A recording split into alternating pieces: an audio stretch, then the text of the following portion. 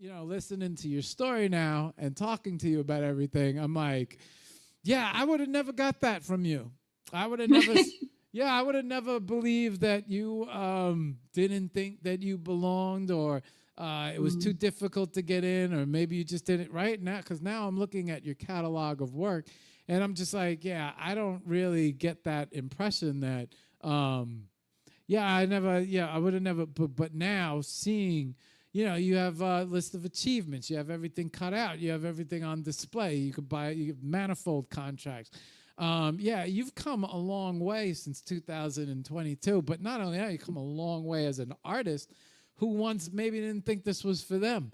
So I think it's mind-blowing seeing this, because this is all a result from you being a part of the community on X and NFTs, and getting to know other artists. And this little area, this little thing that is going on gave you that confidence, and it literally turned you into what I believe you always were, right? But maybe life kind of, I was suppressing it, or the world was suppressing it, or whatever. It wasn't allowed to come out, and then suddenly it got this catalyst. And it was like, I usually say, like the floodgates opened. It's like pouring out now. It's like, everywhere. I mean, the link tree is pop, like you when you talk and you're like, yeah, I wasn't sure, and this and that, and I'm like, yeah, that your link tree don't look like you weren't sure. You object, Rarible, OpenSea, Drip, Webby, Skirpy's on here. You got pieces that can be physicals and Pictorim, things that could be. Now you're exploring the physical end of it, which I love to hear, because everybody knows I'm a big fan of physicals. I'd love to see some of these pieces, like, Mallow, Build Tree, and then collections, and then obviously your website. And if you would have came to me and be like, did you know at one point in time I didn't apply to art school because I didn't think I could make it? And I'm like, no, I would have never guessed that, right? Because now I'm seeing you, and so it's nice to see the results of such a supportive community influence and bring the artist out of you, right? Because so I'm not, like I said, I was before all of this. I remembered, I said, holy shit, if I have an abstract artist on the show, I don't know nothing about abstract. I don't know what I'm going to say. To me, it's going to be like, how am I going to resonate with that, with an art, right? And then, so I came up with this little thing that I told him. I said, just find one thing, Mark. Just find one thing that you like, and focus on that one thing.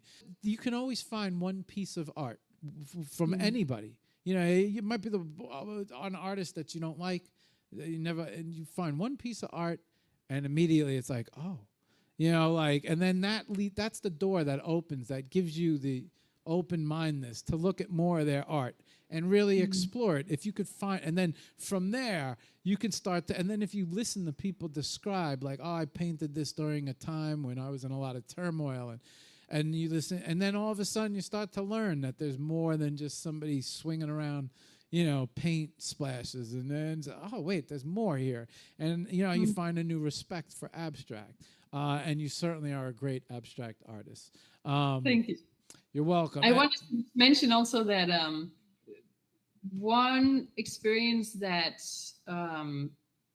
made me very fascinated about abstract art was I went to a museum in Denmark with one of the it's a very well-known abstract artist, Danish artist called Asger Jorn, and there was particularly one painting. Their big painting called Leningrad, and it's completely abstract, right? Like you just, but just for me, like standing there looking at it, it was nothing you could recognize in it, but you got a feeling from it. I think that's the main point about abstract art. Like you're supposed to get some kind of feeling. Maybe you look at it, you don't get a feeling, then that piece of art is not for you, right? And then you see another one, and it's more like it's about conveying some kind of emotion, a feeling. But I think most of us it's a subconscious thing, and we just create, and then whatever is in there comes out, and then the viewer might get a different thing from it, like, because they have their own experiences. So then when they look at it, it kind of mixes with their own experience, their own viewpoints in life, and so on. So that might resonate in a completely different way than was intended, if anything was intended. A lot of times people are talking about what's the story behind the art and so on. And I've always been kind of protesting that a little bit, because there's no story. What are you talking about? I just painted it. Go, here you go. Look, whatever, take it if you want. Right? Why do I have to make a description or text to it? Ugh, it's so annoying. But I also do understand why it is helpful for a viewer or collector to read a little bit about a background or whatever the artist might have wanted to say with it. Even if, you know, most of my art is, like, I would say probably 90% of my art is like intuitive in a way. I didn't have beforehand an intention about, oh, I want to create something in this theme or with this emotion or something. It just, something comes out, and then at the end I recognize, oh, this is what it is, right? And then I make the description of the title accordingly. And even sometimes I have no idea what I'm going to call it. Like, for example, the one Everything Everywhere that you saw on my website. I showed it to my husband, and then I'm like, okay, what do I call this one? I have no idea. And he's like, oh, I know, it's going to be Everything Everywhere All at Once. I'm like, oh shit, that's right. And then after that, I started looking into different details of it, and I could see there was actually references to the movie in there without knowing it. There's the donut, there was the eye, there were different things like wormholes or whatever, all kinds of stuff.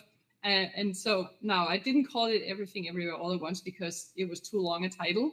And maybe I would have gotten into copyright trouble or something. I don't know. So it's just Everything Everywhere. But that was like a kind of a cool coming together at the end of it. And it's like, wow, okay. And then there's little Easter eggs in it too. When you zoom in on different parts of it, I did little quotes from the movie just to kind of give it a little, yeah. So you have to zoom in and look for it, but it's there.